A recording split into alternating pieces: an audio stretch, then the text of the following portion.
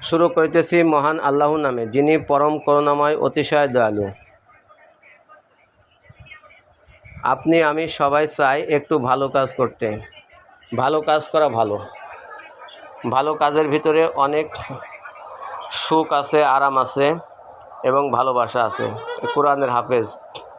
কোরআনের হাফেজরা কোরআনকে বুকে ধারণ করে সারা জীবন কোরআনের ভালোবেসে, আল্লাহকে ভালোবেসে এই যে কোরআনের হাফেজ হয়।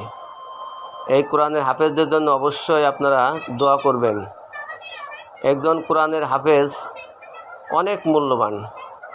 30 পারা কোরআন শরীফ বুকে ধারণ করা চারদিখিন কথা না, সব মানুষের দ্বারা সম্ভব না।